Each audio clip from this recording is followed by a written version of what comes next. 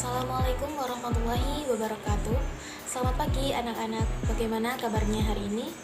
Alhamdulillah, semoga kita senantiasa diberikan kesehatan dan mendapatkan perlindungan dari Allah Subhanahu wa Ta'ala. Baik, pada pertemuan kali ini kita akan membahas materi tentang ilmuwan muslim pada masa dakwah Abbasiyah.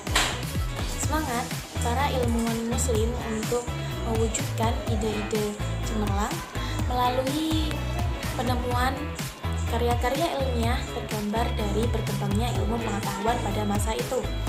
Kondisi, situasi, dan dukungan penguasa membuat iklim, tradisi, dan budaya ilmiah melaju begitu cepat. Kegiatan penerjemah manuskrip kuno, buku-buku literatur tentang ilmu pengetahuan yang pada awalnya berbahasa Yunani dan Romawi akan diterjemahkan ke dalam bahasa Arab. Nah, materi mengenai ilmuwan muslim pada masa dakwah Abbasiyah ini akan terbagi menjadi 4, yakni yang pertama yaitu ilmuwan kedokteran, yang kedua ilmuwan filsafat Islam, yang ketiga ilmuwan kimia, dan yang keempat ilmuwan astronomi. Baik, langsung saja kita masuk ke materi yang pertama. Baik, kita masuk ke materi yang pertama, yakni ilmuwan bidang kedokteran. Minat orang Arab terhadap ilmu kedokteran diilhami oleh hadis Nabi Muhammad SAW yang membagi pengetahuan ke dalam 2 kelompok, yakni teologi dan kedokteran. Para penulis lama di bidang kedokteran itu adalah orang-orang Persia yang menulis dalam berbahasa Arab, yakni Ali At-Tabari, Al-Razi, dan Ibnu Sina. Gambar 2 orang di antara mereka, yakni Al-Razi dan Ibnu Sina, sudah menghiasi ruang besar Fakultas Kedokteran di Universitas Perancis. Masuk ke ilmuwan yang pertama, yakni Ali Ibnu Rabban Al-Tabari, atau dokter masyhur abad klasik. Ali bin Sahal Rabban Al-Tabari lahir tahun 438 Masehi. Pada awalnya seorang yang beragama Kristen dari Tabaristan. Ia masuk Islam dan menjadi dokter pribadi Khalifah Al-Mutawakkil. Ayahnya adalah seorang dokter dan penulis kaligrafi yang hebat. Dan dari ayahnya, Ali At-Tabari pertama kali belajar ilmu kedokteran. Ali At-Tabari wafat tahun 870 Masehi. Ali At-Tabari tidak hanya ahli dalam bidang kedokteran, ia juga ahli dalam astronomi, filsafat, matematika, dan juga sastra. Ali At-Tabari mahir berbahasa Arab dan Yunani. Beliau juga terkenal sebagai tokoh ilmuwan pertama yang menulis ensiklopedia kesehatan atau Firdaus Al-Hikmah. Salah seorang muridnya yang terkenal adalah Zakaria Ar-Razi. Karya-karya Ali At-Tabari diantaranya yakni yang pertama Firdaus Al-Hikmah, yang merupakan ensiklopedia kesehatan yang memuat di dalamnya tentang obat-obatan dan cabang ilmu kesehatan. Buku ini ditulis pada tahun 850 Masehi dan terdiri dari 7 jilid. Yang kedua, Din Ad-Daulah, yakni sebuah kitab yang membahas tentang agama dan negara. Selanjutnya, Hifzus-Sihah, yakni sebuah buku yang menjelaskan cara menjaga kesehatan, dan masih banyak yang lainnya. Ilmuwan yang kedua yakni Ar-Razi, atau penemu penyakit cacar air dan darah tinggi. Nama lengkapnya adalah Abu Bakar Muhammad bin Zakaria Ar-Razi. Dilahirkan di kota Rai, Tehran, ibu kota Iran, di Baghdad. Dikenal sebagai kepala dokter di rumah sakit besar yang ia dirikan sendiri. Ar-Razi juga merupakan penulis paling produktif. Semasa hidupnya, ia menulis tidak kurang dari 200 karya ilmiah. Di antaranya adalah yang pertama, Al-Hawi atau buku komprehensif.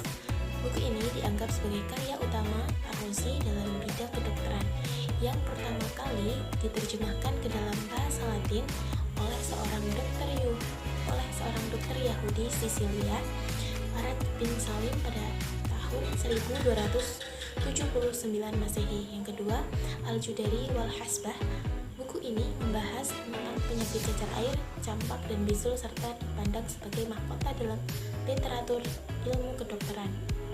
Buku ini pertama kali diterjemahkan ke dalam bahasa Latin di Venesia pada tahun 1565 Masehi. Karya-karya besar Arozzi menjadi rujukan utama bagi pengembangan ilmu kedokteran di masa mendatang. Buku-buku karya Arozzi banyak dijumpai di perpustakaan universitas di Eropa dan digunakan sebagai buku rujukan untuk dunia kedokteran di Barat. Masih banyak lagi karya-karya besar Arozzi yang sangat berarti bagi perkembangan ilmu kedokteran. Di antaranya adalah yang pertama adalah smallpox atau penyakit cacar. Ia merupakan sarjana Islam pertama kali yang meneliti penyakit ini. Ialah yang membagi penyakit ini menjadi dua bagian, yakni cacar air atau variola dan cacar merah atau Voguela. Penemuan ini melambungkan namanya dalam dunia kedokteran. Yang kedua, air raksa. Salah satu penemuan Arozzi yang sangat berguna dalam dunia medis. Yang ketiga, yakni diagnosa hipertensi. Arozzi adalah seorang dokter yang pertama kali melakukan diagnosis terhadap hipertensi atau darah tinggi. Metode pengobatannya tergolong khas, yakni dengan pemanasan syaraf. Ia juga melakukan pengobatan mirip dengan cara akupuntur yang sudah amat populer pada saat ini. Ilmuwan yang ketiga yakni Ibnu Sina, di Barat dikenal dengan nama Avicenna. Nama lengkapnya Abu Ali al-Husain bin Abdullah bin Ali bin Sina. Orang Arab memberinya gelar Syekhur Rais atau pemimpin orang terpelajar. Lahir pada tahun 980 Masehi dan wafat tahun 1037 Masehi. Dianugerahi dengan kemampuan luar biasa untuk menyerap dan memelihara pengetahuan. Sarjana Islam dari Persia ini membaca buku-buku di perpustakaan besar milik raja dan pada usia 21 tahun mulai menulis buku. Sebagai dokter, Ibnu Sina lebih suka tindakan preventif daripada kuratif dan selalu menguatkan aspek rohani dan jasmani pasien dalam pengobatannya. Dalam pandangannya, makanan, minuman, temperatur, polusi udara, limbah, keseimbangan pikiran, dan gerak tubuh mempunyai pengaruh yang besar terhadap kesehatan manusia. Semua yang dikatakan Ibnu Sina terbukti dan menjadi masalah utama pada kesehatan manusia saat ini.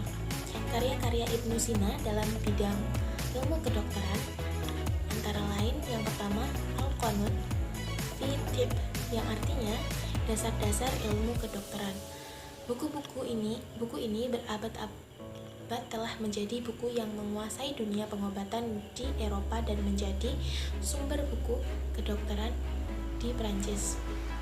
Di dalam buku ini menjelaskan tentang pembengkakan pada paru-paru dan mengenali potensi penularan wabah penyakit melalui saluran pernafasan seperti asma dan TBC yang penularnya melalui pernafasan dan penyebaran berbagai penyakit melalui udara dan air.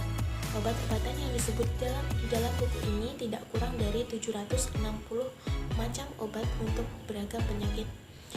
Yang kedua yakni Asy-Syifa, berisi tentang cara pengobatan termasuk tentang pengobatan penyakit syaraf.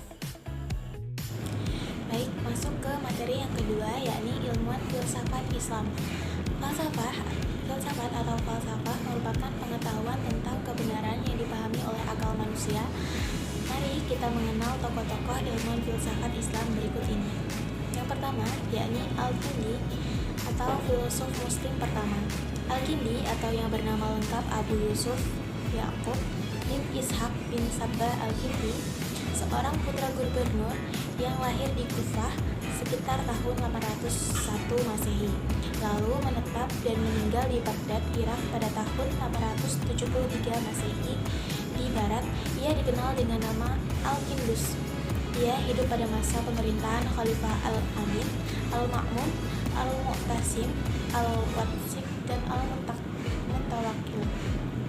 Karena merupakan keturunan asli Arab, maka ia memperoleh gelar filsuf Arab.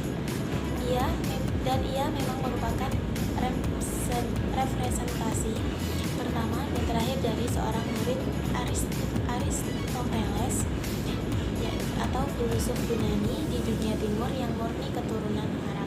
Al-Kindi lebih dari seorang filsuf. Ia ahli perbintangan, kimia, ahli mata, dan musik. Tidak kurang dari 361 buah karya ilmiah ditulisnya. Namun sayangnya kebanyakan dari karya-karyanya itu tidak bisa ditemukan. Di antara karya filsafatnya adalah Risalah fi Madkhal al-Mantiq bil Istifa al-Qaul fi, sebuah pengantar lengkap logika. Lewat karyanya, Al-Kindi berusaha menjelaskan hubungan agama dengan filsafat. Ia mengatakan antara filsafat dengan agama tidak ada pertentangan dan tidak perlu dipertentangkan, karena keduanya sama-sama mencari kebenaran. Titik temu pada kebenaran inilah yang kemudian menyebabkan banyak ilmuwan Muslim dan lainnya mengkaji pemikiran filsafat Yunani Romawi, sehingga filsafat menjadi salah satu hasil dan bentuk pemikiran ilmuwan Muslim yang cemerlang. Ilmuwan yang kedua yakni Al-Ghazali atau Hujjatul Islam. Imam Ghazali memiliki nama lengkap Abu Hamid bin Muhammad Al-Ghazali At-Tusi, bergelar Hujjatul Islam yang artinya orang yang memiliki kewenangan atau otoritas atas Islam. Dilahirkan di Tusi, Khurasan pada tahun 1059 Masehi dan wafat tahun 1111 Masehi. Guru Imam Al-Ghazali adalah Al-Imam Haramain Al-Juwaini, seorang ulama besar dan mengajar di Madrasah An-Nizamiyah, Baghdad, Irak. Imam Ghazali memiliki karakter tekun, rajin, teliti, dan cerdas sehingga banyak disiplin ilmu yang dikuasainya. Di antaranya seperti ilmu kalam, fikih, teologi, filsafat, kimia, matematika, dan lain sebagainya. Imam Ghazali berhasil menulis sekitar 200 kitab. Di antara karyanya yang masyhur adalah Tuhfatul Falasifah atau Kerancuan Filsafat, yakni sebuah kitab yang membahas tentang filsafat Islam. Yang kedua, Ihya Ulumuddin, yakni kitab tasawuf yang membahas tentang kaidah dan prinsip dalam mensucikan jiwa, yang membahas tentang penyakit hati, pengobatannya, dan mendidik hati. Kitab ini merupakan karya yang paling terkenal dari Imam Ghazali. Ilmuwan yang ketiga yakni Ibnu Maskawai, memiliki nama lengkap Abu Ali Ahmad Ibnu Muhammad Ibnu Maskawai, lahir di Iran pada tahun 932 Masehi dan wafat tahun 1030 Masehi. Ibnu Maskawai merupakan sosok ilmuwan Muslim bidang ilmu filsafat akhlak. Menurutnya, akhlak adalah keadaan jiwa seseorang yang mendorongnya melakukan perbuatan-perbuatan tanpa melalui pertimbangan pemikiran terlebih dahulu. Selama hidupnya, Ibnu Maskawai banyak menghasilkan karya tulis yang sangat luar biasa dan mempengaruhi perkembangan ilmu filsafat di kemudian hari. Di antara karyanya adalah yang pertama, Tahzibul Akhlaq wa Tadhhirul Aqrad, yang menjelaskan tentang cara meraih akhlak yang stabil dan perilaku yang lurus. Baik, masuk ke materi yang selanjutnya, yakni ilmuwan kimia. Setelah ilmu kedokteran, filsafat, astronomi, dan matematika, ilmuwan Muslim dalam bidang kimia juga memberikan peran besar terhadap peradaban Islam pada masa Daulah Abbasiyah, yakni adalah Jabir bin Hayyan. Dikenal sebagai bapak kimia Muslim pertama, dunia barat menyebutnya dengan Geber. Jabir bin Hayyan bin Abdullah Qasi dilahirkan di desa Tus Khurasan, kemudian menetap di Kufah sekitar tahun 776 Masehi. Ia merupakan tokoh besar dalam bidang ilmu kimia pada abad pertengahan. Dalam beberapa riwayat, Jabir bin Hayyan pernah menimba ilmu kepada putra mahkota Daulah Umayyah, Khalid bin Yazid bin Muawiyah, dan Imam Ja'far Asy-Syadiq. Penguasaannya terhadap ilmu kimia membawanya menjadi seorang ahli kimia yang termasyhur di zamannya. Pendapatnya yang terkenal dalam perspektif keilmiahannya adalah bahwa logam biasa seperti seng, besi, dan tembaga dapat diubah menjadi emas atau perak dengan formula misterius yang untuk mengetahuinya dia telah banyak menghabiskan waktu. Jabir bin Hayyan juga menggambarkan secara ilmiah dua operasi utama kimia, yakni kalnikasi dan reduksi kimiawi. Ia memperbaiki beberapa metode penguapan, sublimasi, peleburan, dan kristalisasi. Buku-buku yang menggambarkan kecerdasan dan penguasaannya terhadap ilmu kimia seperti yang pertama Ar-Rahman atau buku cinta, yang kedua Al-Tajmi atau buku tentang konsentrasi, yang ketiga Al-Sibak Al-Sayyrik atau Air Raksa Timur. Yang materi yang terakhir atau yang selanjutnya yakni ilmuwan astronomi. Dilahirkan di Khawarij, Uzbekistan pada tahun 780 Masehi dengan nama lengkap Muhammad bin Musa Al-Khawarizmi, yang kemudian lebih dikenal dengan Al-Khawarizmi. Ia hidup pada masa pemerintahan Khalifah Abdullah Al-Ma'mun, yakni sosok khalifah Daulah Abbasiyah yang mencintai dan mencurahkan perhatiannya terhadap pengembangan ilmu pengetahuan. Al-Khawarizmi adalah tokoh utama dalam kajian matematika Arab dan observer bidang astronomi. Sebagai seorang pemikir Islam terbesar, ia telah mempengaruhi pemikiran dalam bidang matematika melampaui pemikiran ilmuwan abad pertengahan lainnya. Peran Al-Khawarizmi terhadap pengembangan ilmu astronomi dan matematika sangatlah besar. Ia telah menyusun tabel astronomi tertua. Ia juga menulis karya tertua tentang aritmatika dan tentang aljabar.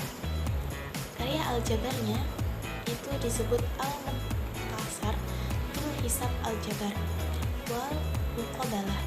Kitab ini memuat tentang cara menghitung melalui penjagangan dan jawaban palsu atau rules of false position atau regular loss. Yang kedua, pengetahuan matematika kemudian disebut dengan barisan Fibonacci, yaitu 1, 2, 3, 4, 8, 13, 21, 34, 55, 89, 144, dan seterusnya. Dengan pola bilangan ini nantinya akan diperoleh suatu segitiga Pascal dengan penjumlahan bilangan menurut garis lurus. Nah, itu tadilah pemaparan sedikit materi yang dapat saya sampaikan pada pertemuan kali ini. Apabila ada kurang dan lebihnya, saya mohon maaf.